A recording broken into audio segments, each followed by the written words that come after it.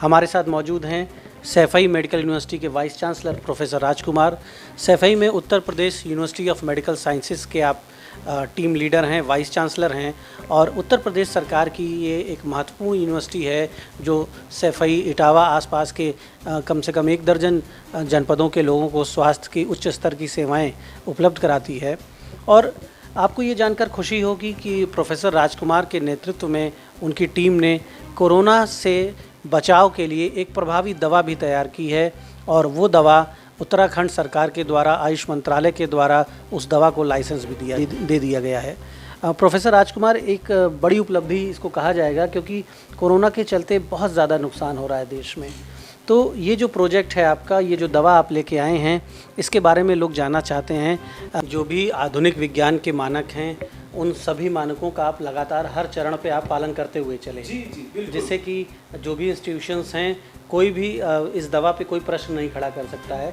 जो भी गवर्नमेंट के नॉर्म्स हैं, नेशनल इंटरनेशनल, वो सारे नॉर्म्स पूरा करते हुए आपने आगे बढ़ने की कोशिश की। मैं यही आपको बता रहा हूँ कि फिर जब हमें रैंडोमाइज कंट्रोल ट्रायल करना था, रैंडोमाइज कंट्रोल ट्रायल क्या होता है?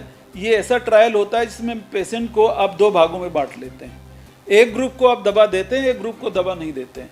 कोरोना में हम ये रिस्क नहीं ले सकते थे, इसलिए जो भी प्रेस्क्राइब्ड ट्रीटमेंट है भारत सरकार और उत्तर प्रदेश सरकार का, वो 60 मरीजों को दिया गया, 60 पेशेंट्स को, और उन 60 पेशेंट्स को 2 ग्रुप में डिवाइड कर लिया गया। एक ग्रुप को आरएनबी दी गई, एक ग्रुप को आरएनबी नहीं दी गई। इसमें समझने वाली बात यह है कि ना तो पेशेंट को पता था किसको मिल रही, किसको नहीं मिल रही, और न इन्वेस्टिगेटर को पता था कि किसमें दवा है और किसमें केवल शुगर है। कैप्सूल बना दिए गए, उसका एक तरीका होता है। इसमें भी हमने वही किया, एथिकल क्लियरेंस ली, कोरोना कमेटी का हमने एक्स्ट्रा क्लियरेंस ली और उसके बाद CTRI में रजिस्ट्रेशन किया और ट्रायल शुरू किया। इसके रिजल्ट्स बहुत ही इनकरेजिंग आए। और मैं आपको बता दूं कि बाकी जो दवाएं एक आध जो चल रही हैं अभी अंग्रेजी, वो केवल 1 पैरामीटर पे बेस्ड हैं। इसमें 4 पैरामीटर सिग्निफिकेंट आए। हालांकि हमारा स्टडी ग्रुप छोटा था। अगर हम बहुत सारे सेंटर्स में करते, मल्टी सेंट्रिक, तो मुझे लगता है कि हमारी दवा दुनिया में आज दिन तक इस्टेब्लिश हो गई होती बिना किसी के पूछे। लेकिन चूंकि पेशेंट पॉपुलेशन कम हुई, अच्छा एसिम्प्टोमेटिक पेशेंट्स में तो कर नहीं सकते थे। अब यहाँ सिग्निफिकेंट बात ये थी कि जो हमारा ग्रुप था जो जिसमें दवा दी गई, उसमें 60% पेशेंट ऐसे थे जिनमें कोमार्बिडिटीज़ थी। मतलब या तो डायबिटीज़ थी, या हाइपरटेंशन था, या हार्ट अटैक हो रखा था, या किसी में कैंसर का ट्रीटमेंट भी हो रखा था, कुछ हेड इंजरी करके आ गए थे, ट्रॉमा भी था, किसी में स्ट्रोक हो रखा था। और जबकि दूसरे ग्रुप में, बी ग्रुप में, जिसमें केवल शुगर चली और स्टैंडर्ड ऑफ केयर चला, उसमें केवल 23% लोगों को ही कोमार्बिडिटीज़ थी। इसके बाद ये जो बात आप बता रहे हैं, इससे ये स्पष्ट हो रहा है कि जो गंभीर मरीज हैं, जिनको पहले से डायबिटीज़, शुगर या हार्ट के पेशेंट रहे, जिन्हें और कॉम्प्लिकेशंस थे, उनमें ये दवा काफ़ी ज़्यादा प्रभावी रही है। उनको जल्दी नेगेटिव होने में इस दवा से बहुत मदद मिली है। बिल्कुल सही कह रहे हैं। हमने जो 4 पैरामीटर डिसाइड किए थे, उन्हीं पैरामीटर्स में रिजल्ट निकाले। क्योंकि ये एक जब क्लिनिकल स्टडी करते हैं CTRI के नाम्स के हिसाब से, ICMR के नाम्स के हिसाब से, तो आपको पहले हाइपोथेसाइज करना पड़ता है। तो हमारी प्रीवियस स्टडी से हमको क्लू मिल गया कि हमको कौन से पैरामीटर्स में स्टडी करनी। तो RT-PCR का जो था वो 97% पेशेंट जो है वो एवरेज 6 दिन में निगेटिव हो गए, और बचे हुए 12 दिन में निगेटिव हो गए मेडिसिन के ग्रुप में। और जिनमें दवा नहीं दी गई उसमें 73% निगेटिव हुए, और 12वें दिन भी 10% पेशेंट निगेटिव नहीं हो पाए। इसी तरह जब हम क्लिनिशियन है तो क्लिनिकल मेनली देख रहे थे। क्लिनिकल में सारे सिम्टम्स जो है वो 5.9 दिन में इम्प्रूव हो गए, जबकि दूसरे ग्रुप में 7.2 या दिन में इम्प्रूव हुए दूसरे में भी, क्योंकि दवाई तो पूरी चल ही रही थी, पूरा ट्रीटमेंट चल रहा था, जो मेडिकल ट्रीटमेंट जो बाकी इंस्टीट्यूशन में चल रहा है। इसके साथ साथ जो प्लेटलेट होता है वो कम हुआ, और प्लेटलेट जब कम होता है तो आप जानते हैं कि ये कोआगुलेशन करता है। और भी कुछ पैरामीटर्स हैं, लेकिन प्लेटलेट लोग समझ जाएंगे इसलिए हम बता रहे हैं। डॉक्टर साहब, अगर सरल भाषा में हम बात करें, आम जनता को अगर हम बताना चाहें, तो जो जिसे हम कहें कि अंग्रेज़ी ट्रीटमेंट या जो सरकारी अस्पतालों में ट्रीटमेंट फॉलो हो रहा है, गवर्नमेंट ने जो ICMR ने, भारत सरकार ने जो प्रोटोकॉल दे रखा है कोविड के लिए ट्रीटमेंट का, उसके साथ ये दवा उसके साथ में शुरू करना बेहतर होगा या उसके बगैर भी इसका प्रभाव उतना ही है, और यदि उनके साथ में इसको हम शुरू करते हैं तो सक्सेस रेट क्या 100% के करीब जा सकता है, जो अभी बताया जा रहा है 76%, 80%? देखिए, बहुत वैलिड सवाल आपने पूछा है मिश्रा जी। हमारी स्टडी तो एक्चुअली में जो हुई है आरसीटी, जो लेवल 1 का एविडेंस है, उसमें हमने स्टैंडर्ड ऑफ केयर दे के इसको कंपैरिजन किया है। लेकिन कुछ पेशेंट्स ऐसे भी ट्राई हुए हैं जिनमें, अच्छा ये मैं बताता चलूं कि ये माइल्ड, मॉडरेट, सीवियर का जो हमने कैटेगराइजेशन किया था उसी में हमने ट्रायल किया है। क्रिटिकल पेशेंट्स जो वेंटिलेटर पे आ गए, उनमें ट्रायल अभी हमारा चल रहा है। सीटीआरआई में दोबारा आईसीएमआर में रजिस्ट्रेशन किया है, वो ट्रायल चल रहा है, उसके रिजल्ट्स अभी हमारे सामने नहीं है। जहाँ तक बात इफेक्ट की है, तो हमने तो चूँकि साइंटिफिक स्टडी फेज वाइज की है, 3 फेजेज में हो गई।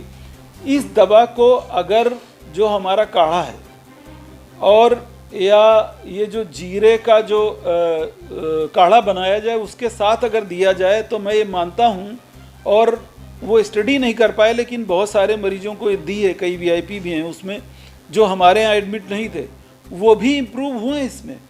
कई सारे मरीज ऐसे हैं। तो इससे ये जाहिर होता है कि ये दवा अगर अकेले भी दी जाए तो, और काढ़े के साथ दी जाए, क्योंकि काढ़े में भी जो इंग्रेडिएंट्स लिए गए वो काढ़ा भी मेरा पब्लिश हो चुका है, उसमें हमने प्रूव किया है कि क्या क्या किस किस चीज़ से, जैसे हल्दी है, हल्दी हम उसमें डालते हैं तो हम उसमें करकुमिन होता है, वो हीम एग्लूटिनेशन रिएक्शन एक होता है मेडिकल में, उसको ब्लॉक करता है, इसलिए वायरस की एंट्री सेल में ब्लॉक करता है।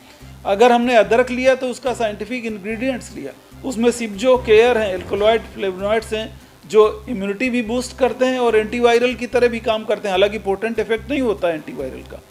जहाँ तक ये दवा है जिसको हम आरएनबी कहते हैं, ये दवा इफेक्टिव है माइल्ड, मॉडरेट, सीवियर पेशेंट्स में बिल्कुल इफेक्टिव है, लेकिन क्रिटिकल पेशेंट्स के बारे में हम नहीं कह सकते। डॉक्टर साहब, एक मैं आपको रोकूंगा। एक महत्वपूर्ण बात ये है कि जब कोई भी पेशेंट कोविड में जब पॉजिटिव आता है तो वो पहले दिन से ही क्रिटिकल नहीं हो सकता, पॉसिबल ही नहीं है। पॉजिटिव होने के बाद उसे हफ्ता, 10 दिन, 15 दिन लगता है क्रिटिकल स्टेज में जाने में। तो हमारे पास एक टाइम होता है, अगर कोई पेशेंट पॉजिटिव है और जिस तरह का भरोसा आप इस दवा पे जता रहे हैं और जो आपके पास साइंटिफिक एविडेंस हैं, और आपने आईसीएमआर में भी अपने एविडेंस भेजे हैं, वहाँ आपने रजिस्ट्रेशन भी कराया, पॉजिटिव मरीजों को यदि हम ये दवा, जो सिम्टोमेटिक पॉजिटिव मरीज हैं जिनके बारे में ये खतरा होता है कि वो आगे गंभीर स्थितियों में जा सकते हैं, उन्हें अगर ये दवाएं हम देना शुरू करें तो हम ये कह सकते हैं कि उनका जीवन सुरक्षित हो जाएगा, वो क्रिटिकल स्टेज में जाएंगे ही नहीं। देखिए, अभी तक हम 571 मरीज डिस्चार्ज कर चुके हैं यहाँ से, और 571 में नहीं तो 500 मरीजों में आरएनबी चल चुकी है स्टडी ग्रुप के अलावा। जिनमें भी आरएनबी चली है उसमें भी कोई किसी भी पेशेंट में प्रोग्रेशन नहीं हुआ है, जिसकी आप बात, यानी लगभग 500 मरीजों को आप ये दवा दे चुके हैं और 500 में एक भी मरीज क्रिटिकल स्टेज में नहीं गया, किसी की मृत्यु नहीं हुई, सभी स्वस्थ हुए इत्तिफाक से। हालांकि धरती में कोई ऐसी दवा नहीं बनी, ये भी ऐसी नहीं है कि 100% मॉर्टेलिटी रोक ले, ये मैं विश्वास कर ही नहीं सकता। इत्तिफाक से स्टडी ग्रुप में कोई भी मॉर्टेलिटी तो डॉक्टर साहब सामान्य बीमारियों में भी हो जाती है, कई बार नॉर्मल फीवर से जान चली जाती है, कई बार माइनर हार्ट के स्ट्रोक से भी जान चली जाती है, मतलब there are number of issues. लेकिन यदि किसी दवा का सक्सेस रेट 99.9% है, यदि कोई दवा 100% के लगभग, जैसा कि आप स्वयं बता रहे हैं, और आपके ऊपर भरोसा करने के बहुत से कारण हैं। आप एक सरकारी विश्वविद्यालय के वाइस चांसलर हैं, आपने जो काम किया है, आपकी टीम में ढेर सारे गवर्नमेंट के डॉक्टर्स हैं, तो इससे बड़ी कोई जिम्मेदार टीम नहीं हो सकती है जो ये कहे कि साहब हमने एक दवा बनाई है। आपकी बात एक मेडिकल यूनिवर्सिटी की बात है, आपकी बात उत्तर प्रदेश सरकार का आप हिस्सा हैं, और आप अगर कोई बात कहते हैं तो उस पर लोग भरोसा करते हैं। आपने ये कहा कि 500 लोगों को ये दवा दी गई और 500 में से कोई भी मरीज वो उसमें लक्षण आगे नहीं बढ़े, कोई भी मरीज क्रिटिकल स्टेज में नहीं गया, किसी भी मरीज की मौत नहीं हुई, तो बहुत बड़ी बात है। और ये दवा एक वरदान हो सकती है। कोरोना संकट से हमारा देश जूझ रहा है। आज एक आईएएस ऑफिसर की सुबह मौत हो गई है लखनऊ में, और हमें हैरानी भी है कि इतने बड़े वरदान को हम जनता से दूर क्यों रखे हुए हैं, आम जनता को ये सुविधा क्यों नहीं मिल रही है, ये दवा क्यों नहीं मिल रही है। खैर डॉक्टर साहब, ये जो दवा है अभी इसकी वैलिड स्थिति क्या है, कहाँ से इसको अनुमति मिल गई है पब्लिक को देने के लिए, और कानूनी रूप से और भारत सरकार के जो स्वास्थ्य के मानक हैं उसके अनुसार ये दवा कितनी फिट हो गई है पब्लिक के पास जाने के लिए?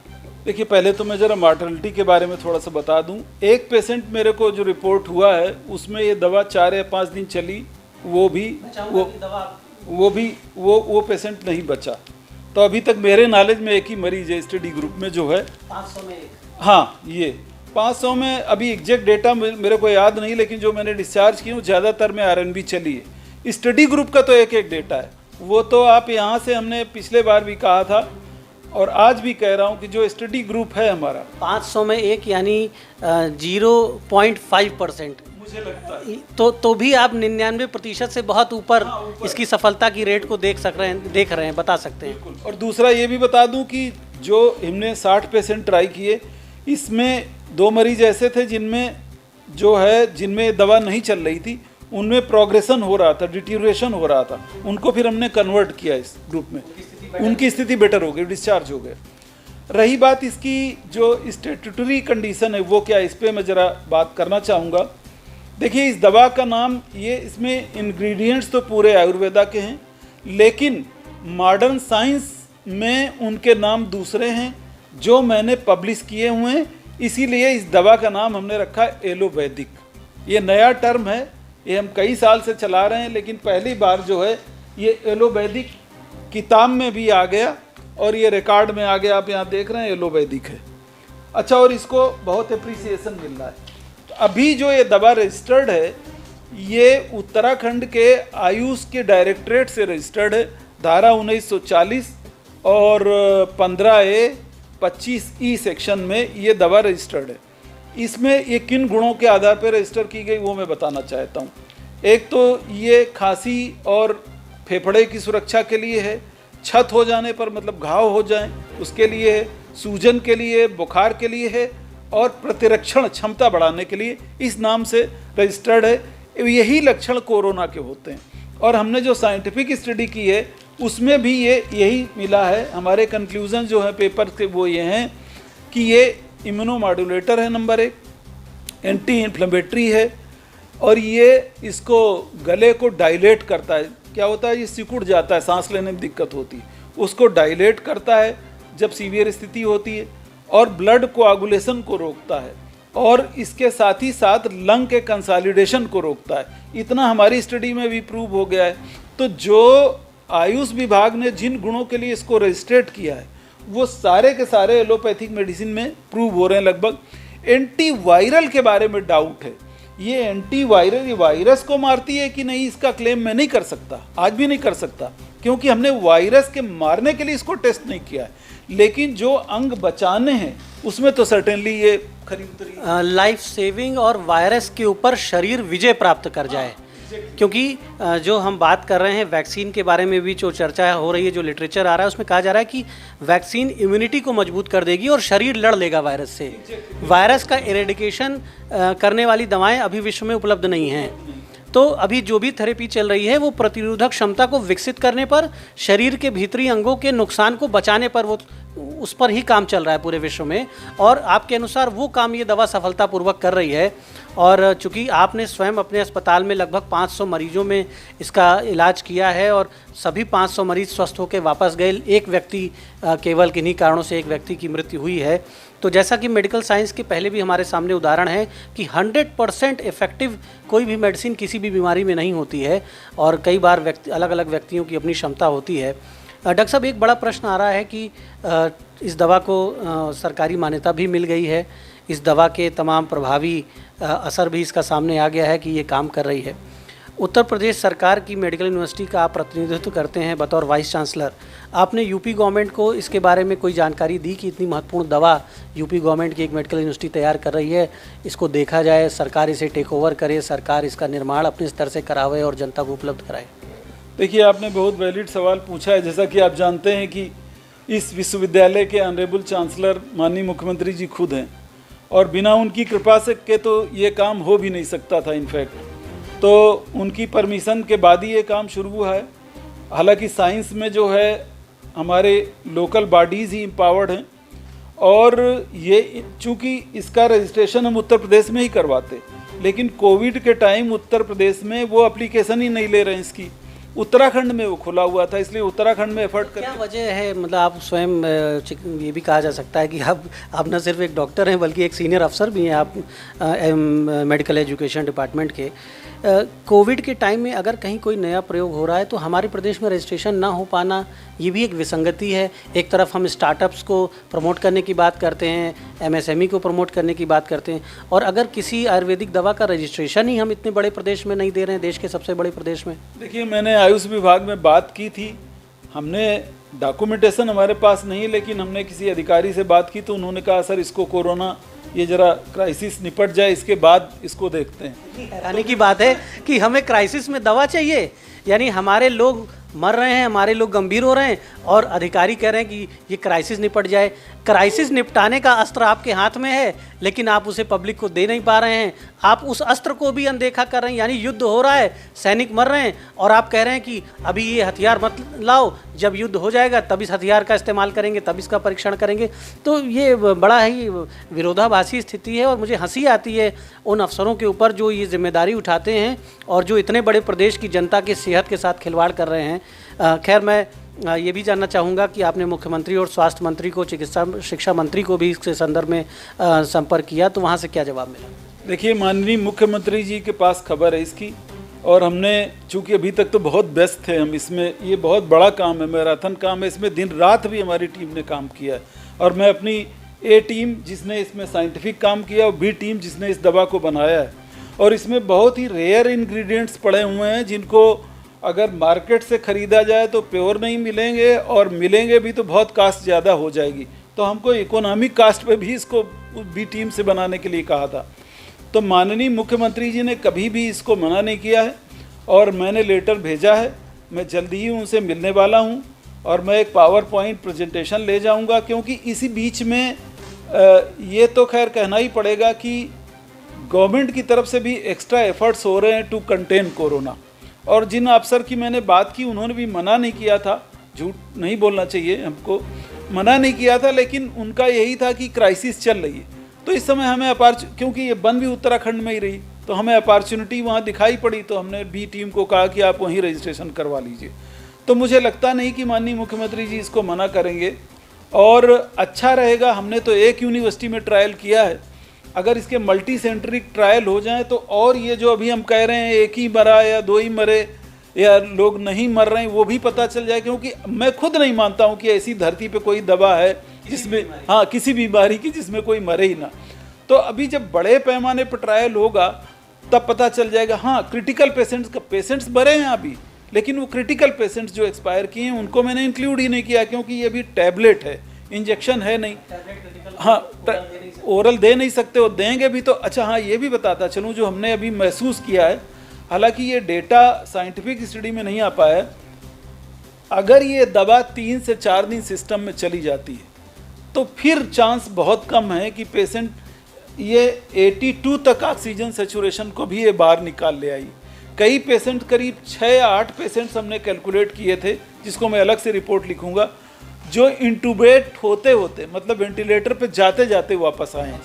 हाँ, मतलब 82 सेचुरेशन चला गया, 84 चला, हाँ, नौबत आ गई थी। ये बहुत महत्वपूर्ण बात बताई है आपने कि कई ऐसे मरीज थे जो ऑक्सीजन पे थे, यानी वो सांस नहीं ले पा रहे थे, सैचुरेशन लेवल उनका 80 के आसपास चला गया था, उन्हें वेंटिलेटर पे शिफ्ट करने की नौबत आ गई थी। लेकिन उन मरीजों को आपने लगभग 3 दिन ये दवा खिलाई, 3 से 4 दिन, यानी अगर कोरोना के किसी भी मरीज को 3 से 4 दिन ये दवा दे दिया जाए, 4 दिन ये दवा उनके बॉडी सिस्टम में चली जाए तो फिर उनकी स्थिति में तेज़ी से सुधार होता है, वो क्रिटिकल स्टेज में कम से कम नहीं जाएंगे, उनकी लाइफ सेविंग हो जाएगी। इसमें मैं ये भी बताना चाहता हूँ, जो माइल्ड पेशेंट्स हैं, माइल्ड सिम्टम जिनको हैं, उनको माने जिनको सर्दी जुकाम बुखार है और पॉजिटिव हैं। हाँ, पॉजिटिव हैं, जिनको ब्रीदिंग की कोई प्रॉब्लम नहीं है। और सीवियर में आप उनको रखते हैं जिनको सर्दी जुकाम बुखार और ब्रीदिंग प्रॉब्लम भी हो जाती है, ऑक्सीजन की 90 से 90 तक पहुँच गया है, मतलब उन्हें ऑक्सीजन की ज़रूरत पड़ जाती है। उन्हें अब सीवियर, यानी जिसका अर्थ हिंदी में गंभीर है, तो गंभीर मरीज अगर हम इस दवा से ठीक कर ले रहे हैं तो हमारा वो गंभीर मरीज क्रिटिकल स्टेज में जाएगा ही नहीं। तो आरसीटी में करीब 33% मरीज जो है गंभीर वाले थे, ये और प्लस पॉइंट है इसका। हमने ज़्यादा से ज़्यादा गंभीर मरीज, क्योंकि गंभीर मरीजों की संख्या कम होती, केवल 5% ही होते हैं, मृत्यु उन्हीं में होती। तो हमने कोशिश ये की जो हमने 60 का ग्रुप बनाया तो सिलेक्शन कुछ ऐसा किया कि 33% पेशेंट इसमें मॉडरेट या सीवियर आ गए, तो इसलिए स्टडी के रिजल्ट्स में और हमारा भरोसा बढ़ता चला गया। तो डॉक्टर साहब, आज सरकार तमाम मेडिसिन दे रही है, कहीं आप देख रहे हैं कि HCQ दे रहे हैं हम, कहीं पर हम फेविपिराविर दे रहे हैं, कहीं पर हम एक इंजेक्शन आया है बाहर से रेमडेसिविर वो दे रहे हैं, और कहीं हम इम्यूनिटी बढ़ाने के लिए तमाम दवाएं हम दे रहे हैं जिनके बारे में हमें भरोसा पक्का नहीं है, लेकिन हम ट्राई कर रहे हैं। हमारी गवर्नमेंट भी ट्राई कर रही है। कोविड प्रोटोकॉल में, होम आइसोलेशन किट में एडवाइस दी जा रही है कि आप ये दवा लें, आप ये दवा लें, तमाम तरह की दवाओं के बारे में ऐसी बात की जा रही है, जबकि अभी ठोस परिणाम उनके हमारे सामने नहीं है। लेकिन ये एक ऐसी दवा है जो आपने बनाई है जिसका ठोस परिणाम हमारे सामने है, और फिर भी हम इसे अभी लोगों को नहीं पहुँचा पा रहे हैं। तो आप चूँकि यहाँ पर वाइस चांसलर भी हैं एक सरकारी मेडिकल विश्वविद्यालय के, और आपकी पूरी टीम ने मेहनत की है, बतौर वाइस चांसलर आपने मेहनत की है, तो आपके मन में भी ये विचार आता है कि जब एक सरकारी यूनिवर्सिटी इस दवा को तैयार कर रही है तो उसी सरकारी सिस्टम से ये दवा डेवलप होती और कम से कम पैसे में लोगों को मिलती। बिल्कुल आप सही कह रहे हैं, क्योंकि जो भी टीम हमारी है वो भी इतनी स्ट्रांग नहीं है कि इसकी बड़े पैमाने पे सप्लाई कर पाए, तो कहीं ना कहीं इसका कुछ करना पड़ेगा अगर ये लॉन्च हो जाती है। हालांकि अभी मैं वेट कर रहा हूँ, क्योंकि हमें अभी जिन्होंने रजिस्ट्रेशन दिया है उनके मन में ये डर है कि इसको आप कोरोना के नाम से न बोलें। अब देखिए, साइंस के ऊपर तो कोई एविडेंस है नहीं। अब आपको अगर हमको गलत ठहराना है तो आपको साइंटिफिकली ही प्रूव करना पड़ेगा। दुनिया में, वसुंधरा में कोई दूसरा तरीका ऐसा नहीं है कि आप हमारी RCT को, हमारी क्या, दुनिया में कोई भी रैंडमाइज कंट्रोल ट्रायल करे जो लेवल 1 का एक्सपोर्ट क्राइटेरिया के हिसाब से एविडेंस है, उसको आप नकार दें। उसको नकारने के लिए आपको दूसरा ही लेवल 1 का ही एविडेंस लाना पड़ेगा। तो जहाँ तक एविडेंस बेस्ड मेडिसिन का सवाल है, ये दवा सक्सेसफुल है।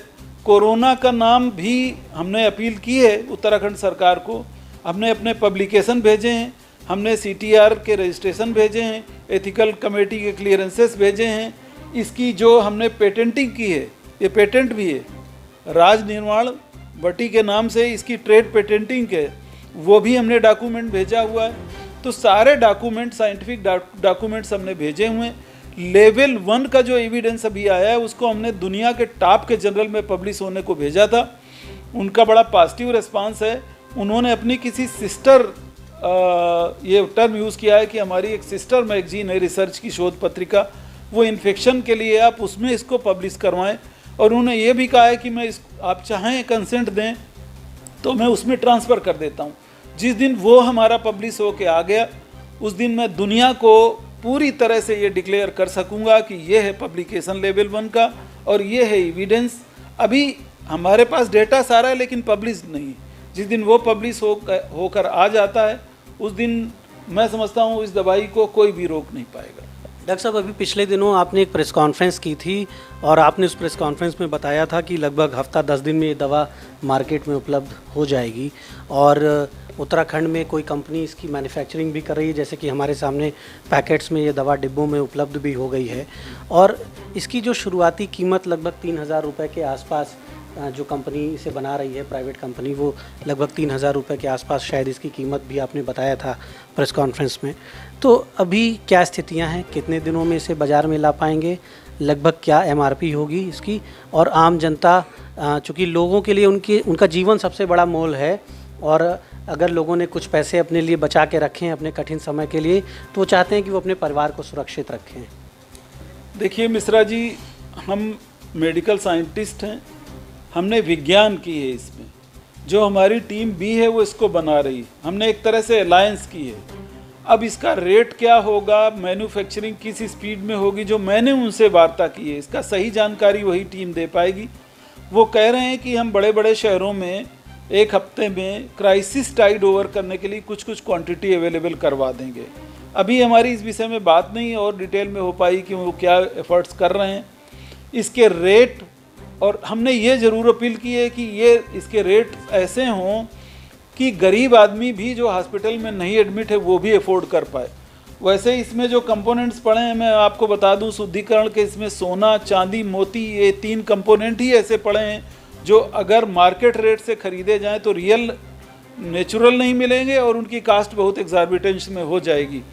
तो ये गुरुजी जो है बहुत सारी चीज़ें तो पहाड़ों से खुद ही कलेक्ट करते हैं गर्मी में। अब वो कितना पूरा होगा और कितना वो बाहर के मार्केट से मंगाएंगे, फिर उसके क्या रेट्स होंगे, क्या जीएसटी लगेगा, क्या टैक्सेस हो जाएंगे, उसकी जानकारी हमको बिल्कुल नहीं है।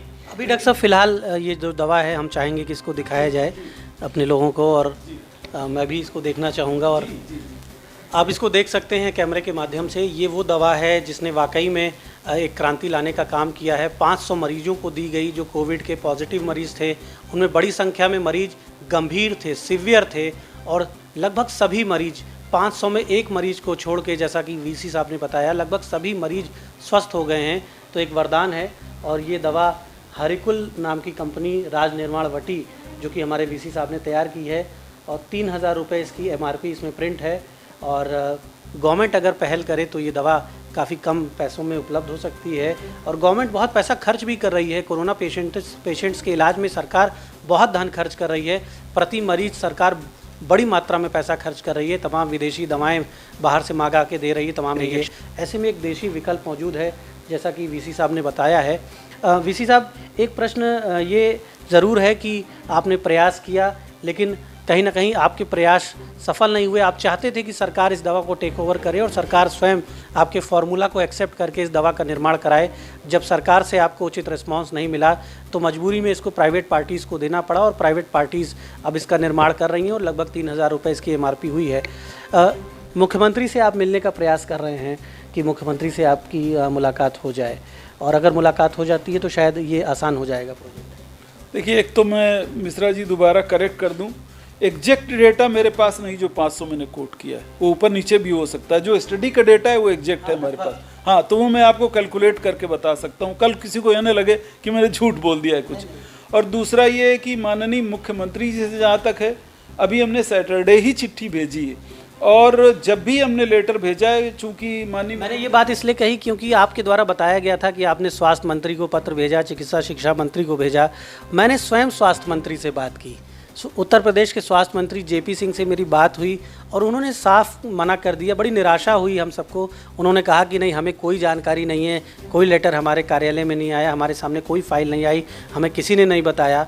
और स्वास्थ्य मंत्री का ये कहना, जबकि इतनी गंभीर विषय पर वो नेतृत्व कर रहे हैं पूरे स्वास्थ्य विभाग का, और आपने ये बताया था कि आपने उनको पत्र भेजा, तब कहीं ना कहीं लगता है कि एक तालमेल की कमी हमारे सिस्टम में है।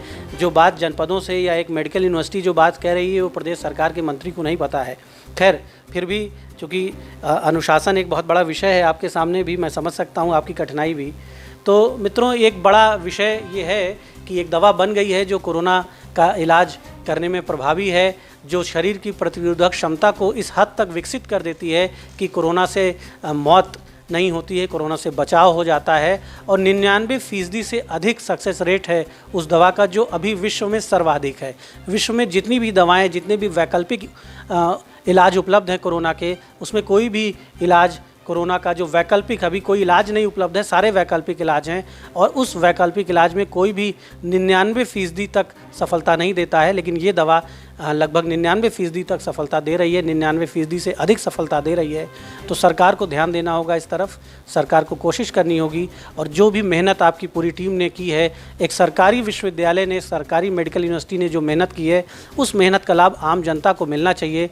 पूरा शोध हुआ है, कई महीनों काम हुआ है, सरकार को इस व्यवस्था को देखना चाहिए और इसके सारे परीक्षण जो हैं उनकी जांच करा के सरकार को इसे ग्रहण करना चाहिए और आम जनता को कम से कम कीमत पे उपलब्ध कराना चाहिए। हम बहुत बहुत धन्यवाद देंगे प्रोफेसर राजकुमार का, जिन्होंने अपना बहुमूल्य समय दिया और इतनी महत्वपूर्ण जानकारी जनहित में उपलब्ध कराई। अगर आप यह वीडियो फेसबुक पर देख रहे हैं तो हमें लाइक और फॉलो करें। अगर यूट्यूब पर देख रहे हैं तो सब्सक्राइब करें और बेल आइकन प्रेस करें।